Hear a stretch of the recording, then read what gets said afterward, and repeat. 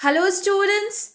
Today we will start reading the first chapter of political science from where we have left the second part of first chapter, power sharing. Why power sharing is desirable. Till now we have studied about the conditions of Belgium and Sri Lanka कि वहाँ पे कैसे कैसी सरकार थी और कैसे बाद में उनके कन्फ्लिक्ट्स हुए अलग अलग कम्युनिटीज़ में, अलग अलग तरह के लोगों में, अलग अलग कम्युनिटी के लोगों में जो डिफरेंट लैंग्वेजेस बोलते थे, और पावर शेयरिंग क्यों ज़रूरी हो गया था उन देशों में. अब हम जानेंगे कि why power sharing is desirable. Power sharing की क्या ज़रूरत है, क्यों ज़रूरी है. Thus, two different sets of reason can be given in favor of power sharing. दो अलग अलग रीजन दिए जा सकते हैं पावर शेयरिंग के फेवर में. पावर शेयरिंग के लिए दो रीजंस हैं कि ये पावर शेयरिंग ज़रूरी क्यों है. फर्स्टली, पहले, power sharing is good because it helps to reduce the possibility of conflicts between social groups. पहले पावर शेयरिंग क्यों ज़रूरी है, क्योंकि इसकी वजह से जो मतभेद होता है दो सोशल ग्रुप्स में, दो अलग अलग तरह के लैंग्वेज बोलने वाली कम्युनिटीज़ में या दो अलग धर्म की कम्युनिटीज़ में, उनके बीच में जो ये मतभेद होता है ये खत्म हो जाता है, कम हो जाता है. Since social conflicts often lead to violence and political instability. क्योंकि सोशल कन्फ्लिक्ट जो होता है, ये जो मतभेद होता है दो सोशल ग्रुप में, इसकी वजह से वॉयलेंस होता है, लड़ाई झगड़े मार काट हल्ला हंगामा ये होता है, और सोशल इंस्टेबिलिटी आती है और पॉलिटिकल इंस्टेबिलिटी आती है. हमारी जो सरकार है उसमें, हमारी जो राजनीति है उसमें स्टेबिलिटी कम हो जाती है. ठीक है.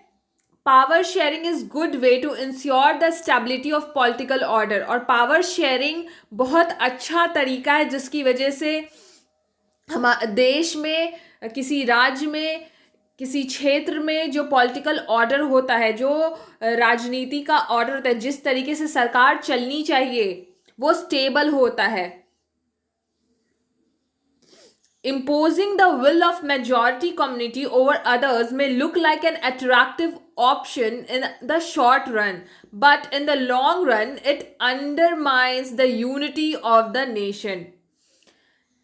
कम वक्त के लिए तो आप मेजॉरिटी वाले लोगों की, मेजॉरिटी में जो कम्युनिटी है, जो अधिक जनसंख्या है जिन लोगों की, उनकी बात मान सकते हैं, उनकी बातों को तवज्जो दिया जा सकता है, उनकी बातों को जो कम लोग हैं उनके ऊपर थोपा जा सकता है. मगर अधिक समय के लिए ऐसा नहीं किया जा सकता है, क्योंकि वो थोड़े वक्त तक उस चीज़ को बर्दाश्त करेंगे मगर उसके बाद बर्दाश्त नहीं करेंगे, और इसकी वजह से क्या होगी, फिर से सोशल कन्फ्लिक्ट्स होंगे और लड़ाइयाँ होंगी, वॉयलेंस होगा, बहस होगी, और अधिक समय तक ये चीज़ चलने वाली नहीं है. इसीलिए हमें दो, मेजॉरिटी में जो लोग हैं, जो अधिक जनसंख्या में है, जो कम जनसंख्या में, दोनों की बातों को लेकर चलना पड़ेगा, दोनों की ज़रूरतों को नज़र में रखना होगा, दोनों के डिमांड्स को पूरे करने पड़ेंगे गवर्नमेंट को. जो गवर्नमेंट सत्ता में है उनको, तभी हमारा जो नेशन है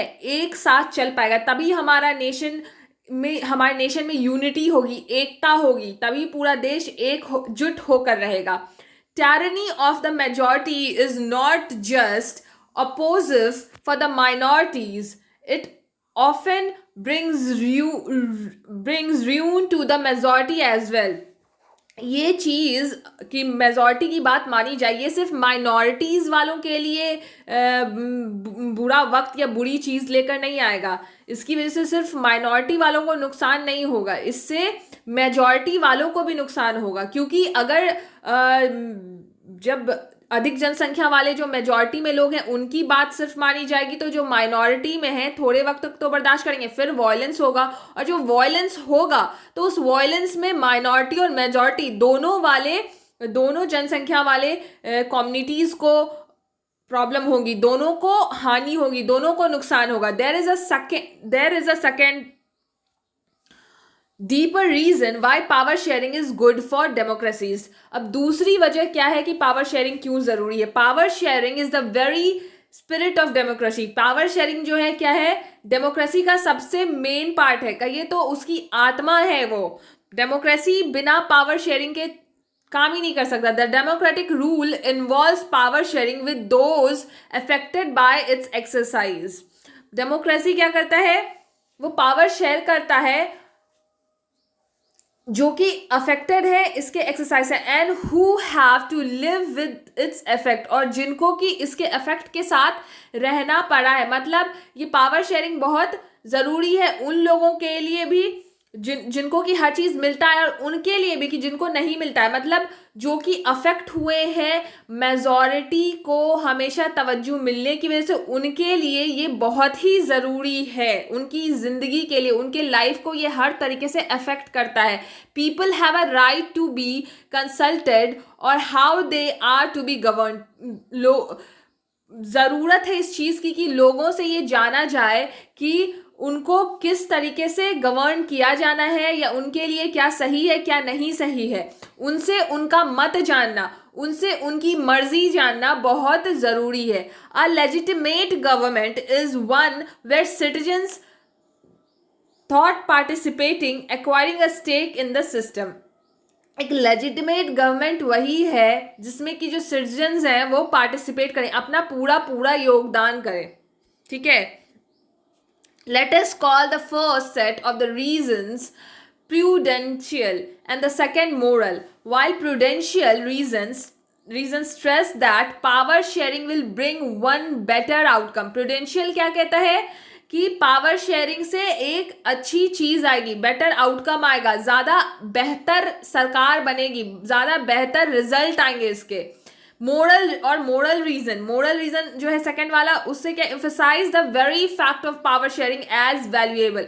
और सेकंड जो रीजन है वो कहता है कि इसकी ये बहुत वैल्यूएबल है, ज़रूरी है, क्योंकि सारे लोगों को बराबरी का अधिकार है। ठीक है, तो दो चीज पता चल गई आपको कि पावर शेयरिंग क्यों जरूरी है। पहला ये कहता है कि power sharing is good because it helps reduce the possibility of conflict between the social groups, ये कह रहा है। और इसकी वजह से क्या हो रहे हैं, सोशल कन्फ्लिक्ट और वायलेंस जो है वो कम हो रहे हैं, और स्टेबिलिटी आ रही है पॉलिटिकल ऑर्डर में। ठीक है,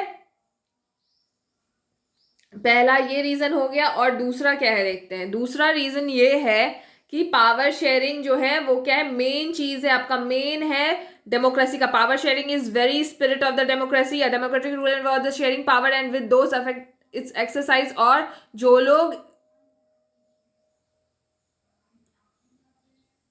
इससे अफेक्ट हुए हैं उनके लिए भी ये जरूरी है कि उनकी लाइफ बेहतर हो। ठीक है, तो दोनों चीज आप समझ गए कि क्यों क्यों पावर शेयरिंग बहुत जरूरी है। अब यहाँ पे एक स्टोरी दी हुई है, खलील्स डिलेमा। ये स्टोरी देखते हैं क्या है।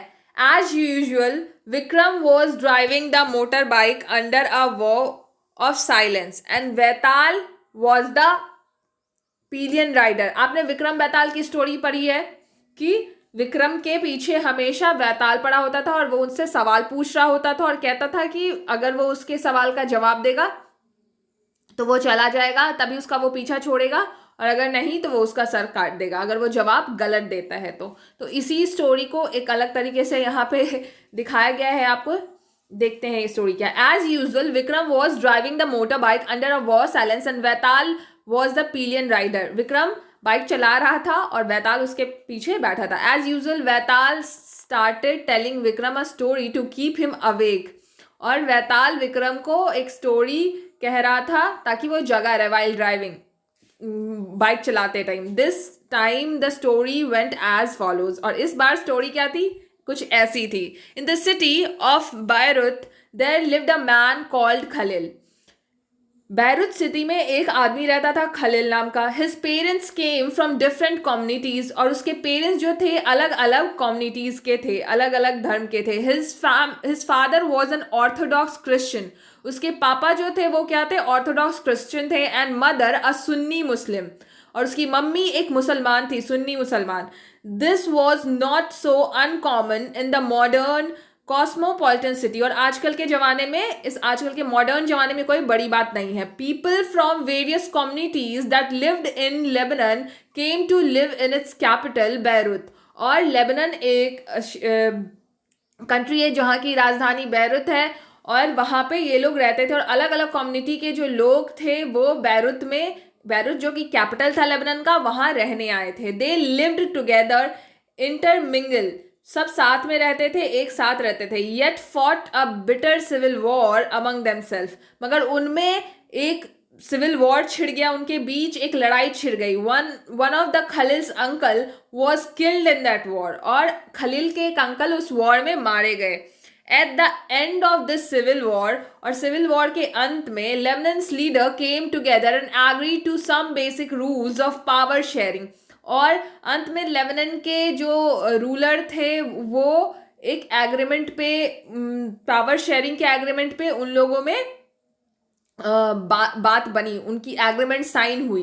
डिफरेंट कम्युनिटीज के बीच पावर शेयरिंग की बात पे उन लोगों की बात हुई. ठीक है, वो लोग मान गए. As per these rules the country's president must belong to the Maronite section of Catholic Christian. और इस रूल के हिसाब से कंट्री का जो प्रेसिडेंट होना था वो क्या होना था, Maronite section of Catholic Christian होना था. कैथोलिक क्रिश्चियन होगा जो प्रेसिडेंट होगा. The prime minister must be from the Sunni Muslim community, और प्राइम मिनिस्टर जो होगा क्या होगा, वो सुन्नी मुसलमान होगा. The post of deputy prime minister is fixed for Orthodox Christian sect, और जो डिप्टी प्राइम मिनिस्टर होगा वो ऑर्थोडॉक्स क्रिश्चियन होगा. That of the speaker of Shia Muslim, और जो स्पीकर होंगे वो साई मुस्लिम्स होंगे. तो चारों जो होंगे वो अलग अलग धर्म के हैं. Under this pact the Christian agreed not to seek French protection, और इस पैक्ट के अंदर क्रिश्चियंस ने क्या कहा कि वो फ्रेंच लोगों से प्रोटेक्शन नहीं लेंगे, क्योंकि फ्रांस पूरी ही क्रिश्चियन कंट्री है, तो वहां से वो प्रोटेक्शन नहीं लेंगे. And the Muslims agreed not to seek unification from the neighbouring state of Syria, और सीरिया जो कि आप सब जानते हैं मुस्लिम कंट्री है, तो मुस्लिम लोगों ने क्या कहा कि वो सीरिया से भी कोई हेल्प नहीं लेंगे. When the Christians and Muslim came to this agreement, जब उन दोनों के बीच में, क्रिश्चियंस और मुस्लिम के बीच ये समझौता हुआ, they were nearly equal in population, तब वो पॉपुलेशन में बराबर थे. Both side have continued to respect this agreement, और दोनों कम्युनिटी वालों ने, दोनों साइड वालों ने इस एग्रीमेंट को मानना स्वीकार किया. Though now the Muslims are in clear majority, पर अब मुस्लिम्स जो हैं मेजॉरिटी में, मतलब अब उस देश में मुस्लिम्स की जनसंख्या ज्यादा है. ये बहुत पहले की बात आपको बताई जा रही थी. Khalil does not like this system one bit, Khalil को ये सिस्टम बिल्कुल ही पसंद नहीं था. He is a popular man with political ambition, वो बहुत ही पॉपुलर मैन था, बहुत ही फेमस था वो, और उसके कुछ पॉलिटिकल एम्बिशंस भी थे, वो शायद राजनीति में जाना चाहता था. But under the present system the top position is out of his reach, मगर अभी वो जैसा सिस्टम चल रहा था कि जो प्रेसिडेंट होगा वो इस धर्म का होगा, जो प्राइम मिनिस्टर होगा वो इस धर्म का होगा, जो क्या कहते हैं, जो चीफ मिनिस्टर होगा वो किस धर्म का, ये सारे धर्म वाले फिक्स थे. तो इस हिसाब से जो उसकी टॉप पोजीशन थी वो उसके रीच से बाहर थी, वो सबसे टॉप पोजीशन पे नहीं पहुंच सकता था, क्योंकि जो सबसे टॉप पोजीशन क्या है, प्रेसिडेंट है, तो प्रेसिडेंट क्या होना चाहिए, कैथोलिक क्रिश्चियन होने चाहिए थे, तो वो कैथोलिक क्रिश्चियन तो नहीं ही था. उसके पेरेंट्स एक जो थे वो क्या थे, ऑर्थोडॉक्स क्रिश्चियन थे, और उसकी मम्मी क्या थी, सुन्नी मुसलमान थी. ठीक है, तो वो प्रेसिडेंट तो नहीं बन सकता था. He does not practices either his father's और हिज मदर्स रिलीजन, और वो अपने मम्मी पापा दोनों के रिलीजन में से किसी का भी रिलीजन नहीं मानता था. And does not wish to be known by either, और ना ही मानना चाहता था, वो नहीं चाहता था कि वो इन दोनों के रिलीजन से जाना जाए. He cannot understand why Lebanon cannot be like any other normal democracy, और से ये बात समझ में नहीं आती थी कि लेबनान में नॉर्मल डेमोक्रेसी क्यों नहीं हो सकती है जैसे कि और सारे देशों में होती है. Normal democracy just hold an election. अब नॉर्मल डेमोक्रेसी क्या होती है वो देखो, जैसे कि इंडिया में है, जस्ट होल्ड एन इलेक्शन, एक इलेक्शन रखी जाए, अलाउज एवरीवन टू कॉन्टेस्ट, सबको उसमें वोट देने का अधिकार हो, and whoever wins maximum votes become the president, और जो भी उसमें जीते वो प्रेसिडेंट बन जाए, no matter which community he comes from. इससे कोई फर्क ना पड़े कि वो किस कम्युनिटी से, किस धर्म से आया है. Why can't we do that like in other democracies of the world? ये क्यों नहीं हो सकता है जैसा कि और सारी पूरी दुनिया में हो रहा है. He asked his elders, उसने ये चीज पूछा अपने बड़े लोगों से, who have seen the bloodshed of the civil war, जिन्होंने जो सिविल वॉर हुई थी उसमें खून खराबा देखा था. Tell him that present system is best guaranteed for peace. वो लोग जो उसके बड़े थे जिन्होंने वो सिविल वॉर देखा था, उस खून खराबा देखा था, उन्होंने क्या कहा कि ये शांति बनाए रखने के लिए ये जो है सबसे सही सिस्टम है, यही बेस्ट सिस्टम है, ये गारंटी देता है कि देश में शांति बनी रहेगी. ठीक है. The story was not finished, पर ये स्टोरी फिनिश नहीं हुई. But they have reached the TV tower, और विक्रम बेताल कहते हैं टीवी टावर के पास पहुंच गए. Where they stopped every day, जहां वो रोज रुकते थे. Betal wrapped up quickly and posed his customary question to Vikram. जैसा कि हर बार बेताल विक्रम से कहानी सुनाने के बाद अंत में सवाल पूछता है, इस बार भी वो पूछता है. क्या सवाल पूछता है वो? If you had the power, Vikram से पूछता है कि if you had the power to rewrite the rules of Lebanon, what would you do? अगर तुम्हारे पास पावर हो कि तुम लेबनान का जो रूल है वो फिर से लिख सको, तो तुम क्या रूल लिखोगे? Would you adopt regular rules followed everywhere as Khalil suggested? क्या तुम खलील जैसा चाहता है कि जैसे और सारी कंट्रीज में डेमोक्रेसी है जहाँ पे कि इलेक्शन हो और प्रेसिडेंट चुन लिया जाए, वैसी वाली डेमोक्रेसी चाहते हो तुम, चाहोगे? या फिर और stick to the old rule, या फिर तुम जो पुराना रूल चला आ रहा है उस वही मानोगे, और डू समथिंग एल्स, या फिर तुम कुछ और करोगे. Vetal did not forget to remind Vikram of their basic pact, और वैताल ने विक्रम को उनका बेसिक पैक्ट जो था उनके बीच में जो बात हुई थी उसके वो कहा कि if you have an answer in mind and yet do not speak up, your motor bike will freeze and so will you. और उसने विक्रम को कहा कि अगर तुम्हारे दिमाग में कोई सवाल, इस सवाल का जवाब है और तुमने नहीं बोला तो तुम फ्रीज हो जाओगे और तुम्हारी मोटर बाइक भी फ्रीज हो जाएगी. तो can you help poor Vikram in answering Vaital? तो आपने ये कहानी सुनी, अब आप भी बताइए कि क्या होना चाहिए अगर आप विक्रम की जगह होते तो आप क्या जवाब देते? क्या लगता है आपको, लेबनान में नॉर्मल डेमोक्रेसी होनी चाहिए या नहीं होनी चाहिए? जो अभी चल रहा है वो सही है? Forms of power sharing. अब अलग अलग तरीके के पावर शेयरिंग के फॉर्म्स के बारे में हम यहाँ पढ़ते हैं. The idea of power sharing has emerged in opposition to the nations to undivided political power.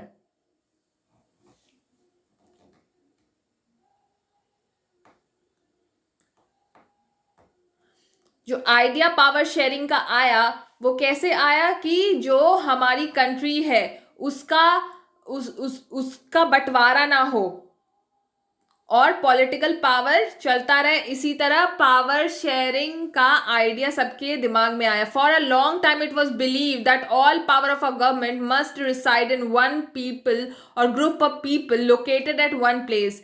बहुत समय तक ये बिलीव था, ये माना जाता था कि जो पावर होना चाहिए गवर्नमेंट का वो एक ही जगह पे, एक इंसान के पास या एक ग्रुप के पास होना चाहिए जो कि एक ही जगह पे हो. It was felt that if the power to decide is dispersed, it would not be possible to take quick decision and to enforce them.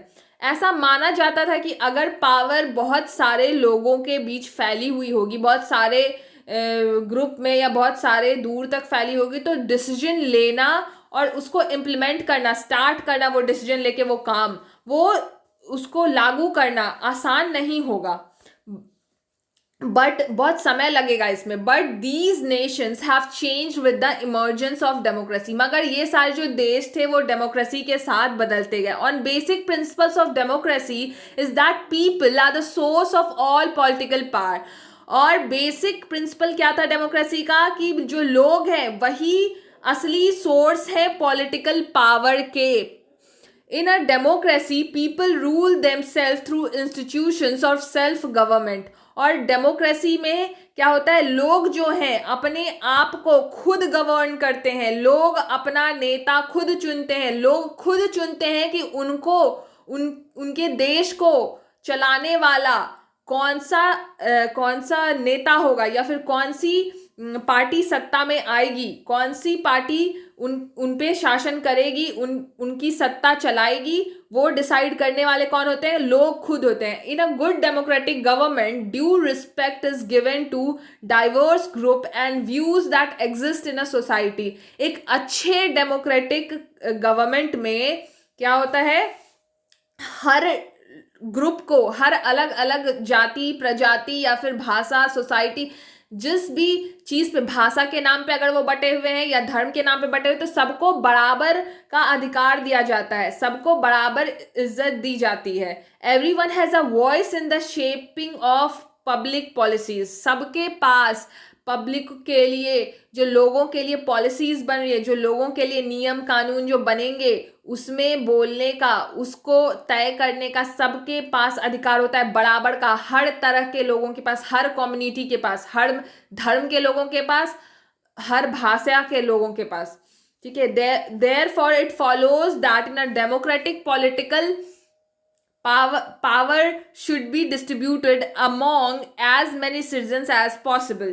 तो आप कह सकते हैं कि डेमोक्रेसी में जो पावर है वो अधिक से अधिक लोगों के बीच में बटा होता है। In modern democracies power sharing arrangement can take many forms. और नए तरीके के डेमोक्रेसी में जो पावर शेयरिंग का अरेंजमेंट है, पावर शेयरिंग की तकनीक है, पावर शेयरिंग जिस तरीके से किया जाता है वो अलग अलग फॉर्म में किया जाता है, बहुत ही अलग अलग तरीके से किया जाता है। हर कंट्री में, जो बहुत सारी डेमोक्रेटिक कंट्रीज हैं जहाँ पे डेमोक्रेसी है, तो हर कंट्री का अलग अलग तरीका है अपने अपने पावर शेयरिंग का। Let us look at some of the most common arrangements that we have or will come across. तो चलिए देखते हैं अलग अलग तरीके के कुछ अरेंजमेंट्स को। Power is shared among different organs of government. Power government के अलग अलग हिस्सों में बांटा होता है, such as legislature, executives and judiciaries. जैसे कि विधानसभा, आपकी कार्यपालिका और न्यायपालिका। Let us call this horizontal distribution. आप इसको हॉरिजॉन्टल डिस्ट्रीब्यूशन कह सकते हैं क्योंकि ये सारे जितने भी हैं, कार्यपालिका, न्यायपालिका, विधान सभा, ये सारे क्या है, इक्वल लेवल का पावर है इनके पास, सब बराबर के हैं ऑर्गेनाइजेशन। ठीक है, तो इसको आप हॉरिजॉन्टल डिस्ट्रीब्यूशन ऑफ पावर कह सकते हैं, because it allows different organ of government place at the same level to exercise different power. क्योंकि ये एक ही स्तर पे जो ऑर्गन्स हैं गवर्नमेंट के, उनको अपना अपना अलग अलग पावर इस्तेमाल करने का छूट देती है। Such as separation ensures that none of organ can exercise unlimited power. और इससे क्या होता है, कोई भी अनलिमिटेड पावर इस्तेमाल नहीं कर सकता, किसी के पास भी इतना पावर नहीं है कि जो मन मर्जी आए करे। Each organ check the others. हर ऑर्गन एक दूसरे के काम पे ध्यान देता है, देखता है कि वो दूसरा ऑर्गन जो है, दूसरी संस्था जो है, वो सही तरीके से काम कर रही है या नहीं। This result in the balance of power among various institution. और इसकी वजह से जो पावर होता है वो बैलेंस्ड वे में होता है, कोई भी अपने पावर का गलत इस्तेमाल नहीं करता है, या फिर किसी की डिसीजन की वजह से कोई नुकसान नहीं होता है। वो लोग सब एक दूसरे पे ध्यान देते हैं कि किसी इंस्टीट्यूशन ने, किसी ऑर्गन ने जो डिसीजन लिया है वो आम जनता के लिए सही है या नहीं है। ठीक है, सब एक दूसरे पे नजर रखते हैं। This result in a balance of power among various institutions. Last year we studied that in democracy, even though ministers and government officials exercise power, they are responsible to the parliament. पिछले साल भी हमने पढ़ा था कि ministers और government के पास जो है वो पावर का इस्तेमाल करते हैं, फिर भी वो जो है उन पे रिस्पॉन्सिबिलिटी है किस चीज़ की, पार्लियामेंट की और स्टेट असेंबलीज की। वो जवाबदेह है किसको, पार्लियामेंट को और स्टेट असेंबलीज को, अपने हर एक एक्शन के लिए। सिमिलरली ऑल दो जजेस, उनको हर चीज़ के लिए परमिशन लेना पड़ता है पार्लियामेंट से और स्टेट असेंबलीज के लिए से। ऐसा नहीं है कि उनकी जो मर्जी आई उन्होंने पास कर दिया बिल। ठीक है, वो बिल पास करवाना पड़ता है, कोई भी डिसीजन लेने के पहले उनको पार्लियामेंट और स्टेट असेंबली से उस चीज को परमिट करना पड़ता है। सिमिलरली ऑल दो जजेस are appointed by the executive. जबकि एग्जीक्यूटिव जो कार्यपालिका है वो जजेस को अपॉइंट करती हैं वोट करके. They can check the functioning of executives और law made by the legislature. फिर भी जो अपॉइंटमेंट एग्जीक्यूटिव्स ही करते हैं जजेस की, मगर फिर भी जजेस जो हैं वो क्या करती हैं, एग्जीक्यूटिव्स अपना काम ठीक से कर रही हैं या नहीं उस पर भी ध्यान देती है. और जो आपकी लेजिस्लेचर है, विधानसभा है, वो कानून कौन से बना रहे हैं उस पर भी ध्यान देती है. ठीक है. This arrangement is called system of checks and balance. और इस तरह के अरेंजमेंट को क्या कहते हैं, चेक्स और बैलेंस अरेंजमेंट कहते हैं. क्यों कहते हैं, क्योंकि सब एक दूसरे के काम को चेक करती है और बैलेंस में रखती है. ठीक है, बात समझ आए कि चेक और बैलेंस अरेंजमेंट किसको कहते हैं, इसको कहते हैं हॉरिजॉन्टल डिस्ट्रीब्यूशन को ही चेक एंड बैलेंस कहते हैं. ठीक है. Power can be shared among government at different levels. अब जो पावर है आपका वो गवर्नमेंट के, सेकेंड नंबर वाला, वो गवर्नमेंट के अलग अलग, अभी जो हमने पहले पढ़ा उसमें क्या था, सेम लेवल पे डिस्ट्रीब्यूटेड था. अब हम पढ़ रहे हैं कि power can be shared among government at different level. जैसे कि डिफरेंट लेवल क्या हुआ आपका, president, prime minister, chief minister. ऐसे जो प्राइम मिनिस्टर है वो और प्रेसिडेंट जो है वो क्या पूरे देश के लिए है, और जो चीफ मिनिस्टर वो क्या स्टेट के लिए. तो ये क्या है, डिफरेंट लेवल्स हुए ना आपके. तो डिफरेंट लेवल्स पे कैसे पावर बटा हुआ है ये पढ़ेंगे हम. A general government for the entire country and governments at the provinces or regional level. ये जो पावर है ये किसमें, एक जनरल गवर्नमेंट में फॉर द इंटायर कंट्री जो कि पूरे कंट्री के लिए है, और गवर्नमेंट एट द प्रोविडेंस या फिर उनके लिए जो कि प्रांतों के लिए है, और रीजनल लेवल या फिर रीजनल लेवल के लिए है. ठीक है. इन सब में जो पावर्स बटे हुए हैं, इन ये कैसे बटे हुए, such a general government for the entire country is usually called federal government. जो पूरे कंट्री के लिए गवर्नमेंट होती है उसको क्या कहते हैं, संघीय सरकार कहते हैं, फेडरल गवर्नमेंट कहते हैं.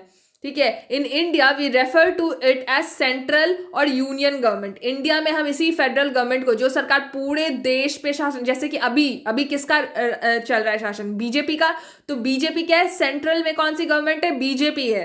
तो बीजेपी, हम लोग फेडरल गवर्नमेंट जो है अभी उसको हम लोग क्या कहते हैं, सेंट्रल गवर्नमेंट कहते हैं. और सेंट्रल में हमारे कौन है, बीजेपी. तो पूरी देश पे जो सरकार चलती है उसको क्या कहा जाता है, सेंट्रल गवर्नमेंट या फेडरल गवर्नमेंट. हम फेडरल गवर्नमेंट को इंडिया में सेंट्रल या यूनियन गवर्नमेंट कहते हैं. The government at the provincial or regional level are called by different name in different countries. और फिर उसके नीचे जो प्रोविंशियल लेवल पे, प्रांतीय लेवल पे, रीजनल लेवल पे, अलग अलग रीजन्स की जो अलग अलग स्टेट लेवल पे जो गवर्नमेंट होती है उसको हर कंट्री में अलग अलग नाम पे, अलग अलग नाम से जाना जाता है. इन इंडिया में हम क्या कहते हैं उसको, in India we call them state government. और इंडिया में हम लोग उसको स्टेट गवर्नमेंट कहते हैं, राज्य सरकार कहते हैं. This system is not followed in all countries. ये सिस्टम सारी कंट्री में नहीं होता है, ये इंडिया में होता है. जैसे कि आप अगर देखेंगे तो अमेरिका में जो है प्रेसिडेंट हायर लेवल पे है, मतलब प्रेसिडेंट सारे डिसीजंस लेता है. हमारे में जो है कौन है, चीफ मिनिस्टर है, चीफ मिनिस्टर बोल रहे, प्राइम मिनिस्टर है. जो हमारे प्राइम मिनिस्टर है वो एक्चुअली जो है वो हमारे हेड कहे जाते हैं. ठीक है. तो हर कंट्री का अपना अलग अलग रूल है. There are many countries where there are no provincial or state government. बहुत सारी ऐसी कंट्रीज में जहाँ पे कि प्रोविंशियल और स्टेट गवर्नमेंट नहीं है, मतलब प्रांतीय सरकार या फिर राज्य सरकार नाम की कोई चीज़ नहीं है. But in those countries like ours where there are different level of government, the constitution clearly lays down the power of different level of the government. पर वहाँ वो कंट्रीज जो कि हमारे देश में जिस तरह से अलग अलग लेवल पे सरकार है, लेकिन जैसे हमारे देश में जहां सरकार के विभिन्न स्तर हैं, संविधान स्पष्ट रूप से सरकार के विभिन्न स्तरों की शक्तियों को देखता है. मतलब जो शक्तियां सब यूज करते हैं, जो अलग अलग लेवल पे जो शक्तियां बटी हुई हैं, अलग अलग पावर जो है अलग अलग लेवल के लोगों के पास, उन सब पे नजर रखने वाला कौन होता है, जो होते हैं मेन गवर्नमेंट होता है. ठीक है. This is what they did in Belgium, और ऐसा ही उन्होंने बेल्जियम में किया। बेल्जियम में भी ऐसे ही सरकार को अलग अलग लेवल पे बांट दिया गया, अलग अलग लोगों को अलग अलग पावर दे दी गई थी, but was refuge in Sri Lanka. मगर श्रीलंका में इस चीज को रिफ्यूज कर दिया गया, मना कर दिया गया। This is called federal division of power. इसको फेडरल डिविजन ऑफ पावर कहते हैं, संघीय बंटवारा आपकी शक्ति का। The same principle can be extended to levels of government lower than the state level. और यही सेम चीज, जैसे कि सेंट्रल गवर्नमेंट के पावर्स अलग अलग लेवल पे बटे हुए हैं, उसी तरह आपका जो स्टेट गवर्नमेंट है उसके भी पावर अलग अलग लेवल पे बटे हुए हैं, such as municipalities and panchayat. और स्टेट गवर्नमेंट किस किस में बटा हुआ है? म्यूनिसिपैलिटी और पंचायत में। Let us call division of power involving higher and lower levels of government. इसको हायर लेवल ऑफ गवर्नमेंट के बीच में भी पावर का डिस्ट्रीब्यूशन, और लोअर लेवल के गवर्नमेंट, हायर लेवल कौन? वो आपका सेंट्रल गवर्नमेंट, और लोअर लेवल ऑफ गवर्नमेंट कौन सा? वो आपका स्टेट गवर्नमेंट। दोनों के बीच, दोनों में क्या है? वर्टिकल डिवीजन है पावर का। इसको आप वर्टिकल डिवीजन कह सकते हैं, ऊपर से नीचे की तरफ बंटवारा हो रहा है, अलग अलग लेवल पे जो सरकार है उसमें बंटवारा हो रहा है। We shall study these at some length in next chapter. इसके बारे में हम डिटेल में पढ़ेंगे अगले चैप्टर में। पावर में ऑल्सो भी shared among different social group. अब जो पावर है वो अलग अलग सोशल ग्रुप के बीच में भी बटा हुआ है, अलग अलग प्रजाति के लोगों के बीच में भी बटा हुआ है, ठीक है, such as religion and linguistic group. और ये ग्रुप्स कैसे हैं? या तो वो धर्म के आधार पे बने हुए ग्रुप्स हैं, रिलीजन के आधार पे, या तो लिंग्विस्टिक ग्रुप्स हैं, भाषा के आधार पे बटे हुए ग्रुप्स हैं। Community government in Belgium is good example of this arrangement. और बेल्जियम का जो हमने एग्जाम्पल पढ़ा कि बेल्जियम में अलग अलग भाषा के लोग बटे हुए और बेल्जियम में एक कम्युनिटी गवर्नमेंट भी है, ये इसका बेस्ट एग्जाम्पल है, ठीक है। In some countries there are constitutional and legal arrangements. कुछ देशों में कॉन्स्टिट्यूशनल और लीगल अरेंजमेंट्स हैं whereby socially weaker sections and women are represented in the legislatures and administration। और क्या अरेंजमेंट है, क्या अरेंजमेंट की गई है कि जो वीकर सेक्शन होगा सोसाइटी का, कमजोर वर्ग, पिछड़ा वर्ग, उसके, या महिलाओं को भी पिछड़ा ही माना जाता है एक तरीके से, तो वो उनका लेजिस्लेचर में या एडमिनिस्ट्रेशन में वो रिप्रेजेंट करेंगे खुद को, अपनी कम्युनिटी को, अपनी सोसाइटी को, ठीक है। लास्ट ईयर उनके रिप्रेजेंटेटिव होंगे लेजिस्लेचर में, ठीक है। Last year we studied the system of reserved constituency.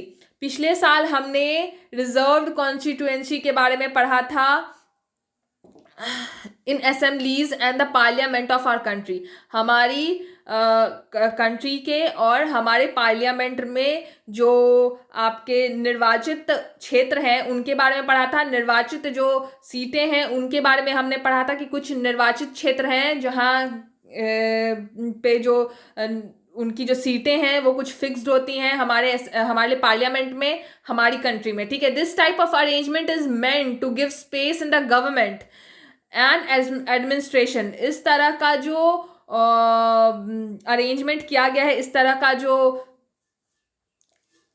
System बनाया गया है, ये क्यों बनाया गया है?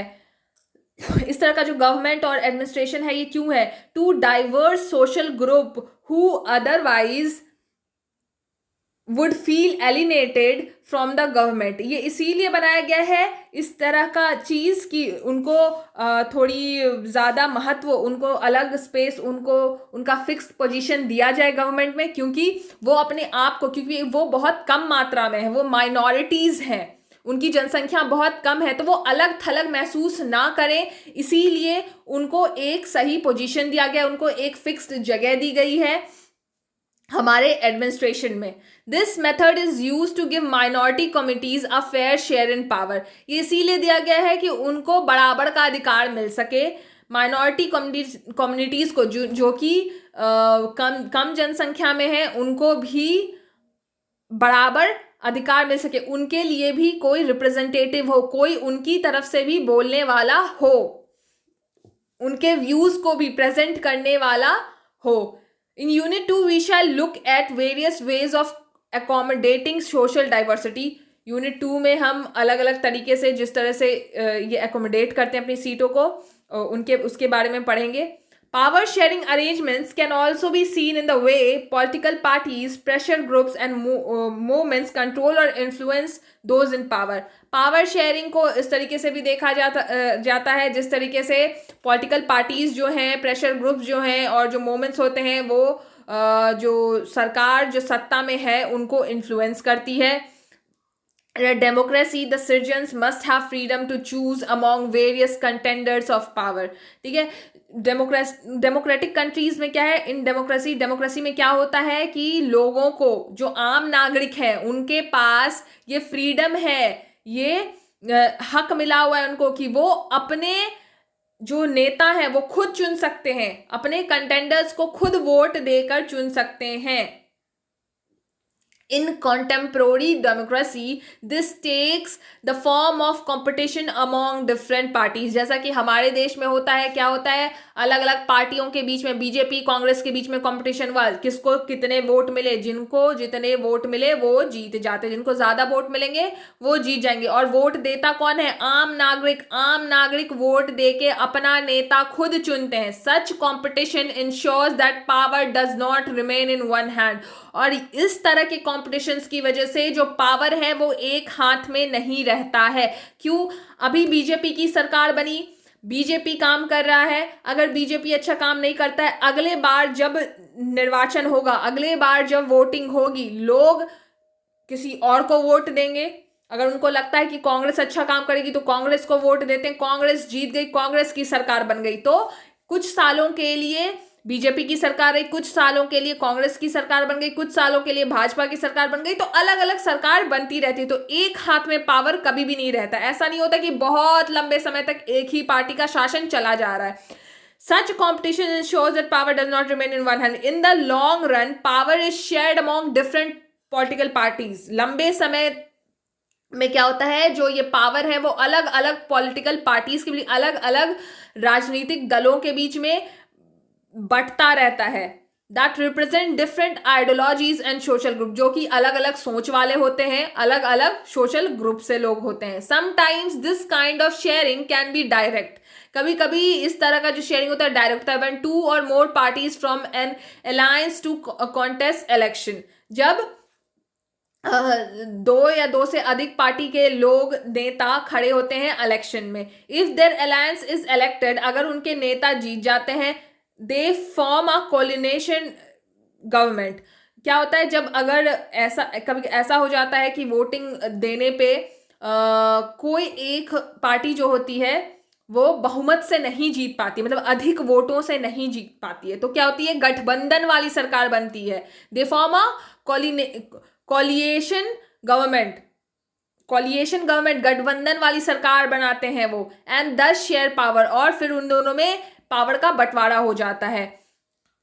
In a democracy, we find interest groups such as those of traders, businessmen, industrialists, farmer and industrial worker.